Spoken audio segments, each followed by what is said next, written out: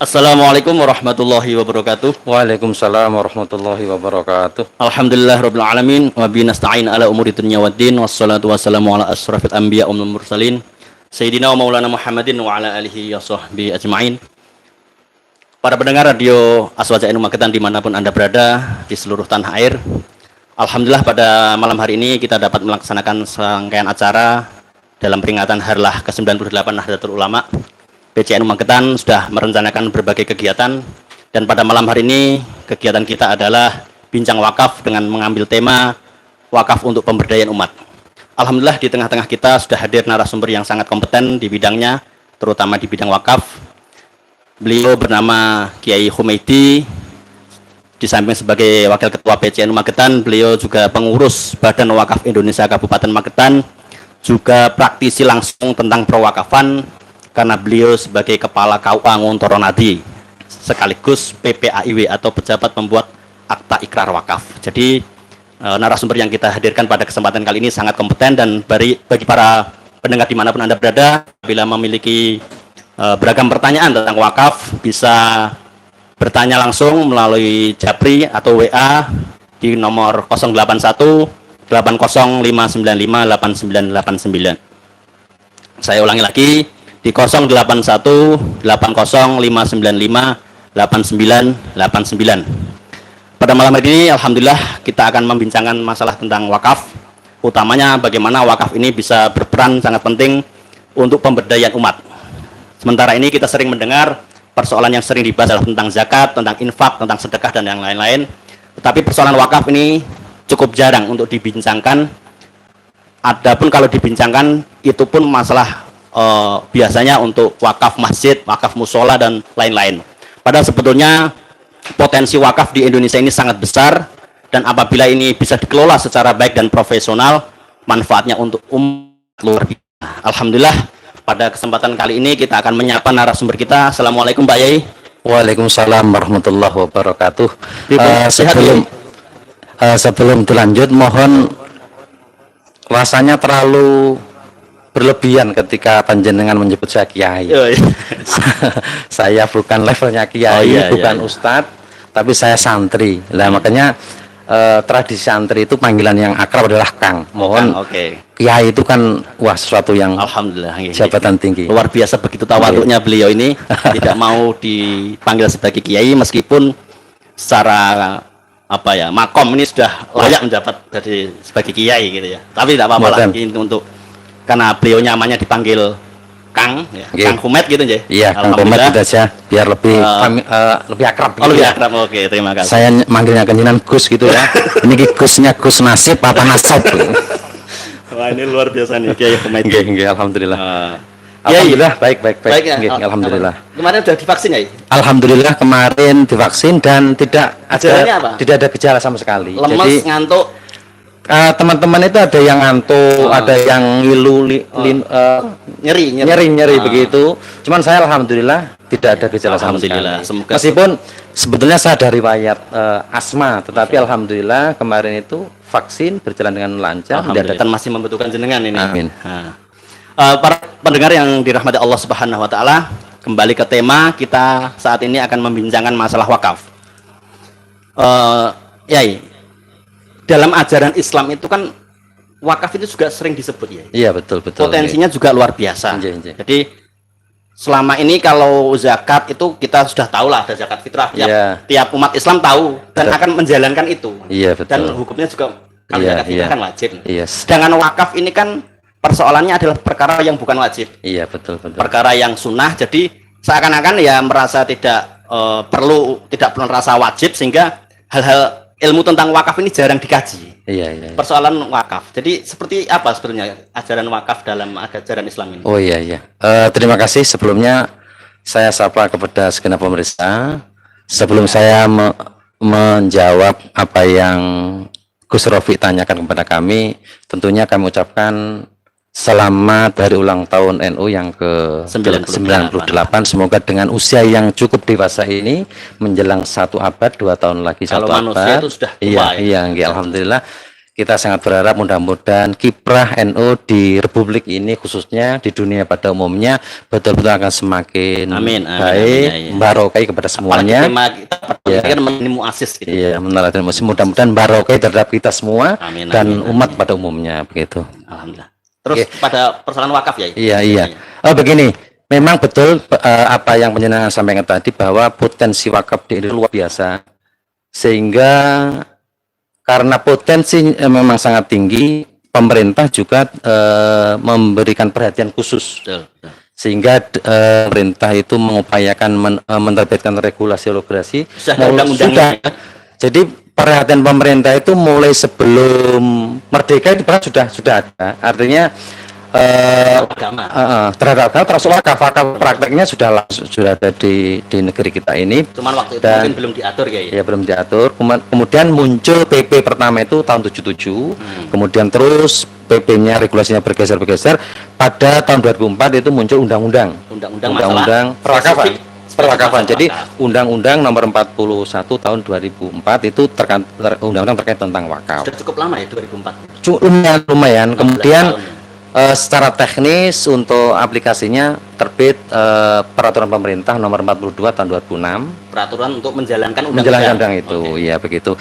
Kemudian di tahun 2018 ada PP lagi pengganti PP yang 42 tahun 2006 itu, yaitu PP 25 tahun 2018. Undang-undangnya masih sama. Terkait dengan wakaf, pada bulan Januari, tepatnya pada tanggal 28 kalau nggak salah, ini Pak Presiden kita, Pak Jokowi, itu mencanangkan Gerakan Nasional Wakaf Uang. Apa itu ya?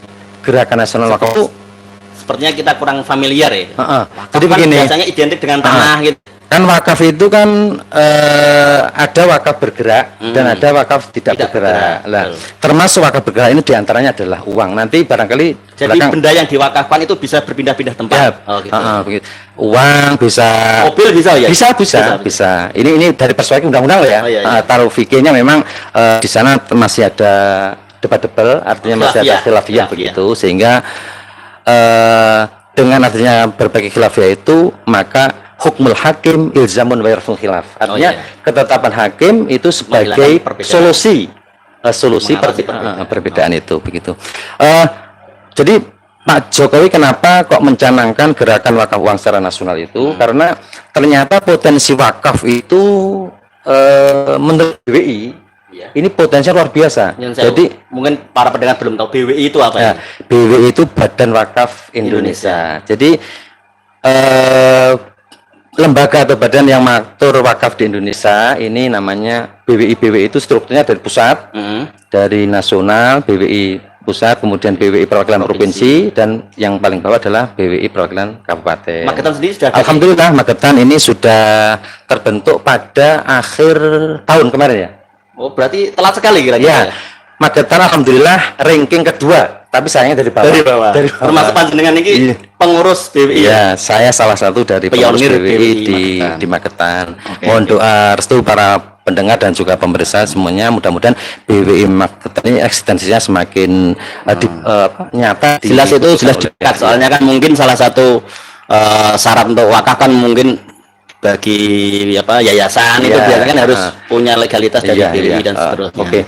Jadi kembali kepada tadi bahwa potensi wakaf di Indonesia itu menurut BWI itu ada 2.000 triliun, bayangkan. 2.000 triliun. Itu setara APBN itu. Makanya setara APBN. Ketika betul-betul wakaf ini diberdayakan dengan semaksimal mungkin dan profesional, maka keluhan-keluhan di masyarakat, utamanya grassroots di bawah ini akan itu bisa mengatasi masalah-masalah sosial kita. Iya, makanya. Dan khusus untuk uang ini angkanya mencapai 188 triliun. Kan luar itu biasa. Potensi atau yang sudah potensi.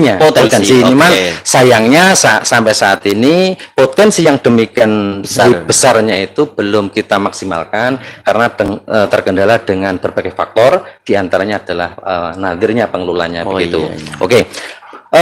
Saat ini tentang terkait dengan data wakaf itu memang antara sumber masih berbeda, dari Kemenak sendiri berbeda, dari BWI berbeda. Cuman saya melihat beberapa hari yang lalu di aplikasinya Kemenak ya. Apa itu? Kemenak itu punya aplikasi namanya Siwak. sistem informasi wakaf. Itu Jadi bisa diakses oleh semua umat. Oke. Oleh semua siapapun bisa berapa sih wakaf yang ada di daerah A. Oh gitu. Di Magetan katakan. Langsung ngecek masjid ini sudah wakaf atau belum bisa ya? Bisa. Jadi Alamatnya websitenya apa? Barangkali para pendengar pengen tahu. Di Simbi, Simbi, simbi.kemenak.go.id. Barangkali nanti ada salah link. satu aplikasi di Siwak gitu. Iya itu ya. Jadi seperti Magetan itu sebetulnya sesuai dengan data di Siwak itu ada 1.908 lokasi. 1.908 lokasi, berarti 2.000 kurang hampir. Ini yang sudah masuk di Siwak. Padahal realitinya tiap hari itu ada tambahan wakaf. Seperti di daerah kami di Nguntornadi, besok itu juga ada penambahan ikrar wakaf. Hari ini tadi saya dengar langsung bisa di entry di KUA gitu ya, langsung bisa diakses. Hari ini tadi ada penambahan juga di daerah Kawedanan. Artinya data 1.908 lokasi ini data sebelum update begitu ya, beberapa hari yang lalu. Kemudian kalau luasan wilayah wakaf di Magetan itu 68,19 hektar. 68,19 hektar. Ini di Magetan. Lumayan ini. Kalau Indonesia ini luar biasa. Di Siwak itu Indonesia itu ada 52.831,87 hektar. Itu bisa beberapa kabupaten. Ini kalau dikumpulkan dengan Singapura, Malaysia, luas tanah kita ini kan luar biasa. Apalagi potensi yang bisa diambil ini. Ketika potensi betul dapat kita maksimalkan luar biasa nanti hasilnya. Nah, kira-kira potensi yang bisa diambil misalnya rata-rata pemanfaatan wakaf itu dari sekian ribu hektar itu. Nah, ini sayangnya semua itu bisa misalnya produktif untuk pemberdayaan dan lainnya atau hanya biasanya hanya untuk tempat peribadatan dan seterusnya. Iya. Di masyarakat kita ini sering terdengar istilah 3M terkait dengan wakaf. 3M bukan yang memakai masker. Bukan. Ini kan terkait dengan COVID itu ya. 3M, ya. Kalau 3M di sini masyarakat kita masih cenderung 3M untuk pemampanan yaitu 3M. Nah, itu makam, masjid, madrasah. Padahal selain itu masih juga ada peluang untuk melakukan wakaf. Untuk gunanya. Barangkali sebelum jauh ke sana kita kita masuk ke barangkali ada pemirsa atau pendengar radio yang belum mengetahui terkait dengan definisinya. Oh ada Kiai, ini ada Kiai. Ada pertanyaan masuk ini dari Agus Maftuh di Temboro ya. Iya. Ini Mas Afkuh, lembaga Majlis itu ya kelihatannya. Iya, sepertinya ya. Oh ini pas dengan pertanyaannya ini. Nggih. Apa perbedaan wakaf dengan zakat, infak, sedekah atau hibah ya? Oh gitu. Dan apa yang membedakannya dengan zakat, infak, sedekah itu tadi? Keistimewaan wakaf itu apa dibanding ajaran Islam yang lain itu tadi? Oke. Jadi memang terkait dengan istilah-istilah filantropi, kedermawanan, wakaf. Itu kan filantropi semua ya. Filantropi Islam, zakat, infak dan sedekah ini kalau kita tidak teliti memang seolah-olah ada kesamaan. Iya. Memang betul di sana ada kesamaan dan ada perbedaan. Ini kan sama-sama tentang filantropi, kedermawanan gitu ya. Jadi dari sisi kesamaannya barangkali untuk keempatnya ini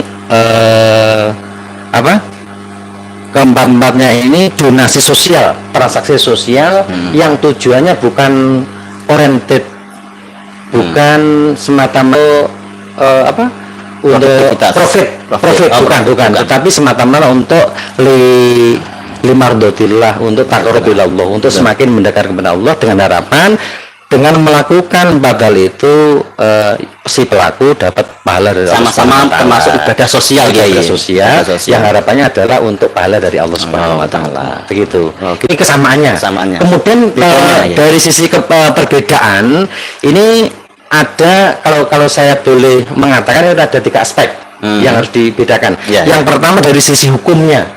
Dari sisi hukumnya kita tahu bahwa zakat ini mimba di arkanil Islam, sebagian daripada rukun Islam. Rukun Islam kan ada berapa itu? Ada 5. Ada 5 ya. SD ya. Barangkali ada yang lupa barangkali kan begitu. Rukun Islam ada 5, di antaranya adalah zakat. Karena itu rukun Islam, Betul. maka hukumnya adalah wajib. Wajib, betul. Sehingga yusabu barang siapa yang mengerjakannya Dapat pahala. diberikan pahala, barang siapa yang meninggalkan mendapatkan Dapat siksa. Ini definisi wajib ya? Wajib. Definisi wajib. Terkait dengan dan zakat. Zakat. Kalau yang ketiganya untuk zakat, infak. untuk wakaf, infak dan sodako ini mangduba, sunnah. Sunnah. Sehingga bagi pelakunya mendapatkan pahala, bagi yang meninggalkan tidak mendapatkan dosa. Ini dari sisi apa? Perbedaannya dengan Sisi hukum. Perbedaan dari sisi hukum. Kemudian di sana. Saya perjelas ya. Jadi wakif nanti ke KUA membawa persyaratan-persyaratan bersama 2 orang saksi dan nadir. Nadir itu komplit 5 orang tadi. Karena nadir nanti akan disumpah. Oh gitu. Disumpah oleh PPAIW. Tetapi sebelum datang ke KUA sesuai regulasi yang dikeluarkan oleh BWI, tepatnya adalah peraturan BWI nomor 3 tahun 2008. Di sana disebutkan bahwa langkah sebelum datang ke KUA untuk pengesahan nadir itu mestinya nadir didaftarkan dulu di BWI. Nadir didaftarkan dulu BWI, baru nanti disahkan oleh KUA. Ini ideal sesuai dengan peraturan BWI nomor 3 tahun 2008. Namun prakteknya ini ada kebijakan-kebijakan. Kadang katakanlah itu nadirnya ikrarnya sudah lama dan nadirnya sudah disahkan oleh KUA, maka disusulkan untuk pendaftarannya di BWI juga boleh, karena di Magetan sendiri BWI kan sama-sama jalan gitu ya, baru terbentuk. Maka itu. Kemudian setelah didaftar di BWI, kemudian syaratnya lengkap, divalidasi oleh petugas dari KUA lengkap, dicek syaratnya kan administrasinya membawa fotokopi asli tanda bukti itu dan fotokopinya, kemudian membawa fotokopi KTP dan KK semua yang terlibat mulai dari wakif, nadir dan saksi. Mungkin ahli waris lagi yang tadi. Iya, kalau itu masih bersama, itu ahli warisnya tadi. Itu semuanya persyaratan itu rangkap 7. Banyak sekali ya. Iya, memang itu yang banyak, karena itu nanti biayanya yang biayai KUA atau yang wakaf ya.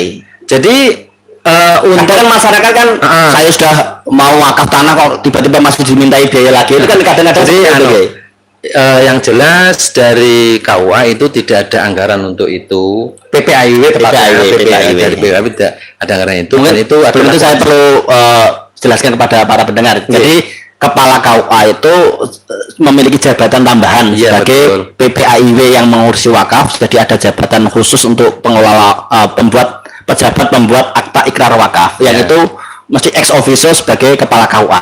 Seperti itu. Jabatan tambahan. Melekat lah ya. Ex officio secara melekat. Jadi begini. Rangkap 7 tadi apa fungsinya? 1 untuk wakif, 2 untuk mauquf alaih, 3 untuk nadir, 4 untuk BWI, 5 untuk KUA, 6 untuk Kemenak, dan 7 untuk BPN untuk menerbitkan sertifikat. Nah, setelah rangkap 7 dilengkapi syarat-syarat tidak ada masalah. Fotokopi semua boleh. Fotokopi semua legalisir. Untuk khusus untuk KTP dan KK dilegis oleh pejabat yang berwenang. Gitu ya. Setelah lengkap semuanya, dikoreksi, divalidasi oleh petugas awal, tidak ada masalah, maka baru disepakati untuk melakukan ikrar wakaf. Ikrar wakaf itu boleh tempatnya di tempat nadir atau tempat mauqufnya, atau mungkin di masjidnya begitu, atau musolanya kalau itu berbentuk masjid atau musola, atau boleh juga di KUA sesuai dengan kesepakatan. Setelah dilakukan akta ikrar wakaf itu nanti maka masing-masing mendapatkan berkas yang sama. Mulai dari berkasnya itu mulai akta ikrar wakaf, kemudian ikrar wakafnya sendiri, kemudian salinan akta ikrar wakaf, kemudian sumpah nadir dan berkas-berkas pendukung tadi. Itu semuanya nanti semua pihak-pihak yang 7 tadi mendapatkan berkas yang sama. Dan setelah mendapatkan ikrar wakaf itu, akta ikrar wakaf itu, kewajiban dari badan nadir masih ada, yaitu datang ke BPN untuk mensertifikatkan tanah wakaf. Jadi yang mengurus itu nadirnya. nadirnya. Mungkin biayanya ya mungkin Ya monggo nanti atau nadirnya atau wakilnya itu terserah. Iya, Yang jelas monggo. dari KUA itu enggak membingkangkan Iya, masalah iya, itu. tidak ada itu. Iya. Sampai sekarang di tingkat KUA BPIWID belum ada biaya untuk pengurusan itu. Sebetulnya itu sudah banyak. Enggak pernah ada program pemerintah untuk program wakaf ya. Ada juga beberapa kali melalui Kepenak. Dulu pernah melalui Pensar, penyelenggara syariah. Itu pernah ada program sertifikasi, tapi sangat terbatas sehingga tidak mencukupi jumlah yang ada di Magetan. Katakanlah Magetan itu jumlah lokasinya saja hampir mungkin sekarang lebih dari 2.000 sekarang, lebih dari 2.000, maka sangat tidak ideal. Soalnya kan kadang-kadang orang dulu itu kan merasa sudah wakaf, Iya, itu betul. hanya diucapkan, tiba-tiba bukti visinya tidak ada, hanya mengaku ini sudah diwakafkan, ketika tiba-tiba ahli warisnya itu merasa belum diwakafkan, akhirnya Iya. dijual ya. Itu Dan kan makanya problematika yang ada sekarang. Makanya fungsinya sertifikasi tanah wakaf di situ.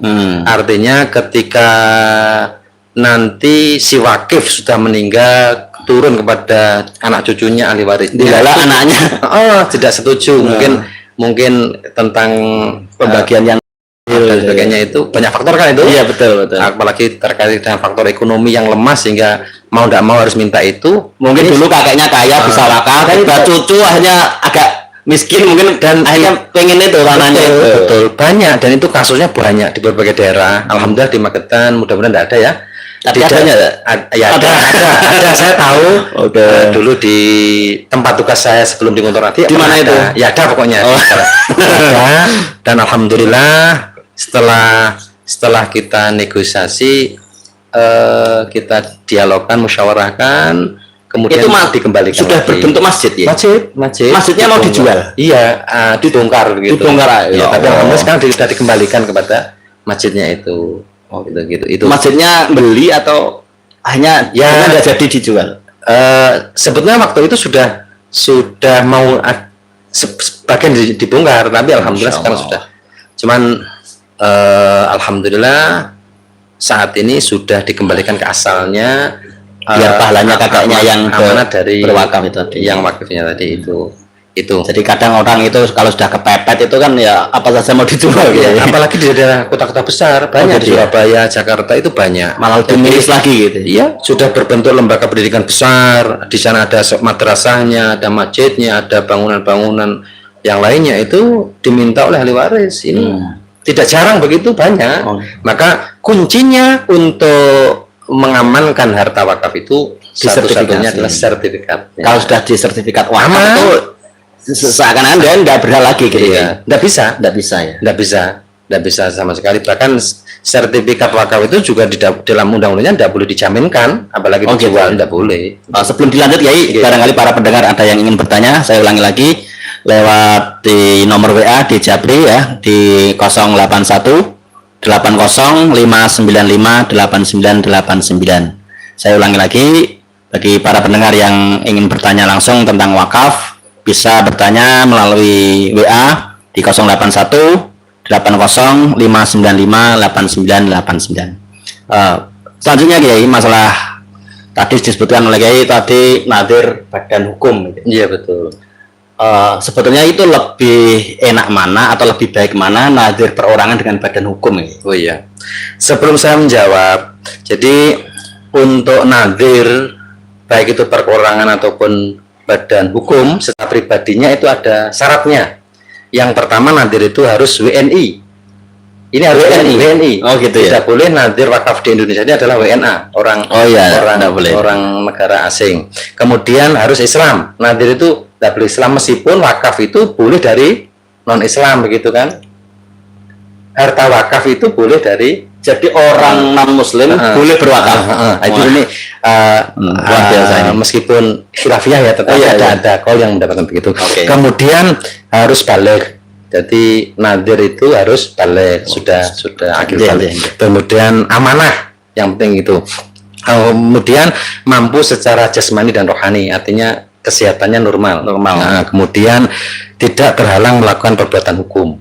Ini Misalnya di penjara. Nggak boleh. Ini syarat yang harus dimiliki baik nadir secara perorangan maupun badan hukum. Kemudian terkait dengan nadir badan hukum sebagaimana yang panjenengan tanyakan, ini ada syarat-syarat tambahan. Apa itu, Ki? Untuk badan hukum atau organisasi, diantaranya syarat tambahannya selain syarat persorangan tadi ditambah dengan akte pendirian. Katakan NU ini kan aktenya sudah ada. Dan aktenya NU ini cukup satu akte yang dari PBNU itu. Sehingga ketika warga Nahdliyin di Magetan khususnya ingin nadir badan hukum, nanti bagaimana akte pendiriannya bisa datang ke BC, itu ke Sekretaris Umum Saudara Mas Darto gitu ya. Nanti bisa fotokopi, nanti bisa dibawa berkas itu ke KUA gitu ya. Kemudian di samping itu nanti ada program-programnya apa yang harus dikerjakan oleh nadir ketika dia mendapatkan amanah itu, begitu. Misalnya, terkait dengan pengelolaannya bagaimana, manajemennya bagaimana, ada programnya itu. Kemudian di samping itu juga nanti ada pernyataan siap diaudit khusus organisasi dan hukum itu, artinya bermaterai gitu. Bermaterai, pernyataan bermaterai siap untuk diaudit. Siapa yang audit, Ki? Ya lembaga-lembaga terkait, barangkali nanti dari MUI, bukan dari keuangan. Kan ini kan nadir ini kan tempatnya pengelola aset, artinya ada pendapatan di sana. Ya. Misalnya untuk wakaf produktif, bikin SPBU, berapa keuangannya dan sebagainya. Kalau sudah besar itu kan nanti luar biasa masalah kan begitu. Rumah sakit dan macam-macam kan. Maka siap sewaktu-waktu untuk diaudit oleh pihak-pihak yang terkait kan itu. Gitu. Itu jadi diantaranya syarat-syarat tambahannya begitu itu. Kalau misalnya ya tadi ada kebetulan ini ada yang bertanya ini dari Mas Abid dari Turi Panean ini. Dari Panean Mas Abid bertanya, kalau mau wakaf ke Badan Hukum NU itu langkahnya bagaimana? Langkahnya bagaimana? Gitu. Jadi katakanlah ada warga Nahdliyin yang hendak mewakafkan sebagian hartanya ke NU. Nanti syaratnya gampang, datang saja ke MWC setempat. Jadi begini, untuk khusus Badan Hukum NU, PBNU sudah mendelegasikan nadir tingkat bawah, yaitulah MWC. Oh, jadi MWC. Nadir NU paling bawah itu MWC. Nah, strukturnya bagaimana? Dari PB itu memberikan semacam gambaran untuk struktur wakaf nadir Badan Hukum NU nanti hendaknya melibatkan dari pengurus MWC pada saat diwakafkan. Jadi nadirnya harus melibatkan pengurus MWC. Siapa itu? Syuriah sebagai ketua, Tanfid sebagai wakil. Kemudian sekretaris dan bendaranya nanti dari MWC tersebut. Untuk anggotanya dan lain sebagainya itu bisa pokoknya yang terkait dengan kepengurusan itu, artinya menjabat sebagai pengurus di tingkat MWC itu. Kemudian setelah dia datang ke MWC, nanti MWC kan sudah ada nadir badan hukumnya. Untuk menentukan nadir badan hukum MWC itu tadi harus di SK-kan oleh MWC. Jadi MWC menunjuk nadir untuk mengurusi tanah tertentu atau semua level semua kecamatan di semua kecamatan itu. Jadi memang kenyataan dari para praktisi wakaf, dari penyelenggara atau stakeholder terkait dengan wakaf ini masih ada muncul perbedaan persepsi terkait dengan apakah nadir badan hukum itu hanya didaftarkan sekali atau setiap bidang tanah. Ini memang masih ada debatable hasil perbedaan. Selama ini yang terjadi di KUA bagaimana? Ini yang akhir ini sesuai dengan hasil komunikasi BWI dengan pengurus BWI provinsi ini sesuai dengan bidangnya, meskipun itu nadir badan hukum atau jadi mirip-mirip nadir perorangan gitu ya. Mereka mengibaratkan seperti orang nikah, tiga istri itu akadnya sekali, bukunya juga beda kan begitu. Jadi dikiaskan dengan nikah itu. Kalau 4 ya, makanya nikahnya 4 gitu. Makanya begitu. Nah, untuk penyamaan persepsi itu dari ini di luar tema kita, BWI Magetan, insya Allah dalam waktu dekat ini akan rapat koordinasi dulu, koordinasi betul. dengan berpihak-pihak, mulai dari BPIW, AWA, kemudian BPN selaku penerbit sertifikat, kemudian dari Pemda selaku petugas penjenang dana. Sebelumnya BW itu kan yang mendanai adalah pemerintah. Kemudian dari MUI, kemudian Ormas-ormas DMI dan ormas-ormas Islam. Iya. Ini sebagai wakil dari nadir organisasi, kemudian nanti perwakilan dari nadir perorangan begitu. Insya Allah nanti akan kami lakukan rapat koordinasi dan menghadirkan nanti narasumber dari pengurus BWI Provinsi dengan harapan yang selama ini persepsinya antaranya si pemangku stakeholder berbeda-beda, maka minimal dikurangi lah dengan rapat itu nanti. Begitu, sehingga nanti tidak ada perbedaan yang mencolok gitu. Mungkin barangkali di kawasan ini boleh, sana enggak boleh kan gitu. Gitu. Masyarakat itu loh, neng kono oleh kok ini ora kan begitu kan begitu. Barangkali kalau malah mungkin lebih fleksibel, artinya misalnya di desa A itu di kecamatan B gitu. Terus kalau nadirnya badan hukum 5 orang itu saja, itu barangkali kan saya nggak kenal itu jadi nadir di masjid yang jauh dari kecamatan misalnya, itu kan juga. Jadi begini, menjembatan itu. Syarat nadir badan hukum atau syarat nadir perorangan sekalipun itu minimal salah satu dari nadir itu harus berdomisili di wilayah di mana wakaf itu ada. Maukuf itu harus domisili di kecamatan itu. Salah satunya begitu. Meskipun selainnya itu katakanlah berdomisili di luar kecamatan itu boleh. Salah satunya. Misalnya PCNU juga boleh enggak jadi nadir?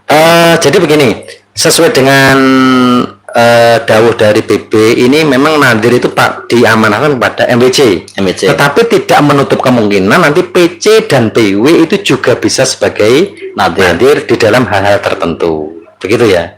Jadi semacam kalau di PCNU ya LWP-nya gitu ya, Lembaga Wakaf dan Pertanahan NU gitu ya. Begitu. Jadi barangkali para pendengar yang budiman semakin menarik perbincangan kita pada malam hari ini, utamanya masalah wakaf. Jadi tadi sudah disampaikan oleh Kiai Humedi bahwa pentingnya wakaf ini karena memang salah satunya ya kalau dari segi pahalanya mengalir terus ya. Iya, betul. Dicontohkan sahabat Utsman yang kemanfaatannya satu sumur itu sampai sekarang masih bisa berkembang menjadi hotel. Iya. Apalagi tadi juga disampaikan di Indonesia itu ada sekitar 58.000 hektar ya. Iya. Di Magetan sendiri hampir 2.000. Barangkali sekarang sudah melewati 2.000 hektar. Di Magetan 68,19. Itu rata-rata.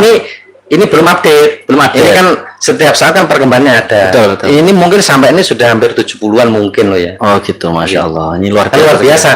Kan potensi itu kalau betul-betul sangat kita manfaatkan, maksimalkan, tidak ada kelayaknya kemiskinan kayaknya. Betul. Jadi masalah-masalah sosial itu sangat terbantu. Oke.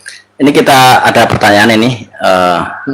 Dari saudara Alfian di Dong Panji nih Kiai. Dong Panji sebelah ujung sana. Oh iya. Perbatasan dengan. Ini barangkali beliau mau wakaf ya. Oh mungkin. Amin. Beliau itu setahu saya ini juragan Brem juga. Oh Brem ini pengusaha Brem ini. Oh nggih. Ini saudara Alfian ini bertanya Kiai. Nggih. Kalau beliau ini punya mobil Kiai. Kalau tadi kan sudah disampaikan wakaf barang bergerak, sepertinya kok tertarik gitu. Iya. Barangkali wakaf mobil, saya punya mobil misalnya, saudara Alfian ini punya mobil mau wakaf itu, apakah KUA ini sudah melayani wakaf mobil ya? Jadi jujur ya terkait dengan wakaf barang bergerak ini sampai saat ini kita belum itu melayani, namun nanti bisa kita upayakan lah seandainya nanti katakanlah betul-betul kehendak begitu. Mungkin sama dengan wakaf uang ya, langsung masuk ke LKSPWU. Iya, LKSPWU. Dan itu nanti terkait dengan perbankan. Jadi ada bank-bank yang ditunjuk oleh nadirnya itu bank itu tadi. Iya, atau pemerintah. Seperti di sini ada BSI ya. Kalau dulu apa? BSN dulu. Sekarang BSI itu. Syariah Indonesia Itu.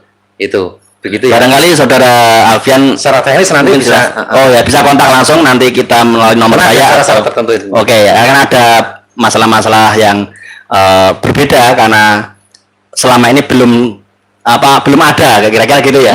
Di Magetan ini belum ada orang wakaf mobil. Barangkali saudara Alfian bisa jadi pionir ini ya untuk wakaf mobil. Mobilnya luar biasa ini, ratusan juta sepertinya. Jadi tidak hanya mobil, dalam undang-undang itu disebutkan kekayaan intelektual. Apa itu ya? Kekayaan intelektual itu ya Jadi semua hal itu bisa diwakafkan. yang itu undang-undang. Iya, itu iya. tepatnya Prakteknya kan belum tersosialisasi sebetulnya. itu Undang-Undang 41 tahun 2004 pasal 16. Di sana terkait dengan harta wakaf, harta bergerak itu banyak, itu ada uang, ada Perhiasan. iya boleh. Kemudian ada banyak pokoknya banyak. Oke. Yai, untuk mungkin sebelum penutup Yai, Iya. untuk masalah wakaf ini barangkali kan salah satu problematika wakaf ini kan barangkali dulu di suatu tanah itu barangkali ada, kalau di Magetan mungkin belum ada. Di tambak, punya tambak itu di wilayah, saya pernah baca artikel itu di Gresik kalau tidak salah. Oh iya. Itu tambak di wilayah Gresik itu ternyata perkembangan zaman itu sekitar tambak yang sudah diwakafkan ini tambak produktif ya. Oh iya, betul. Artinya setiap tahun bisa ratusan juta. Tiba-tiba karena perubahan zaman di sekitarnya itu banyak pabrik-pabrik. Oh iya. Sehingga lahan ini semakin lama semakin tidak produktif ya. Nah, muncul pemikiran dari Nadir bagaimana kalau ini dirislah, ditukar guling. Kan katanya tadi dijual enggak boleh. Kalau di rislah itu bagaimana? Jadi begini, ada ketentuan kapan harta wakaf itu bisa ditukar gulingkan. Betul. Jadi di dalam undang-undang itu disebutkan bahwa diantaranya adalah ketika nanti untuk dimanfaatkan untuk pembangunan umum, sarana umum, mungkin untuk jalan, kena jalan tol itu gimana gitu ya? Kemarin kan juga terjadi di Magetan, ini di daerah Kartoharjo. Ada tanah wakaf kena tol. Jadi dulu tahun 2000, lama itu pengurusan itu, ketika pembebasan tanah itu kan salah satunya adalah tanah wakaf. Masjid. Kemudian sesuai dengan undang-undang memang bisa ditukar gulingkan dengan harta lain. Memang ada syarat-syarat yang sangat minimal yang setara. Minimal luas dan nilainya sama. Minimal. Kalau bisa malah lebih. Kemudian nanti syaratnya juga harus diurus ke BWI. BWI kabupaten atau provinsi? Harus kalau khusus ini Ruslah ini harus sampai ke pusat begitu. Okay. Itu jadi nanti ada syarat-syarat administrasi yang sangat banyak begitu. Gitu. Jadi intinya bisa gitu. Secara fikih bagaimana Kiai? Bisa. Memang kalau fikih itu kan memang yang namanya afahmu, pemahaman itu banyak. Syafi'iyah beda dengan Malikiyah, Hanafi. Jadi tapi negara ini menjembatani semuanya. Maka karena di fikih madzhabul arba'ah itu berbeda, maka kan solusinya adalah ketetapan pemerintah gitu. Pemerintah itu tadi. Jadi memang regulasinya untuk menaungi kaidahnya tadi bagaimana? Hukmul hakim ilzamun wa yarfa'ul khilaf. Gitu kan begitu. Begitu. Barangkali itu para pendengar Radio Aswaja Magetan di mana saja Anda berada, barangkali itu untuk pengantar acara kita pada malam hari ini. Tadi sore sudah ada acara Yai. Napa niku? Sama seperti ini bintang sejarah NU Magetan. Jadi ini merupakan ini merupakan salah satu rangkaian kegiatan harlah ya untuk menyongsong satu abad NU. Dalam hal ini sudah berusia 98, sudah cukup sepuh ya.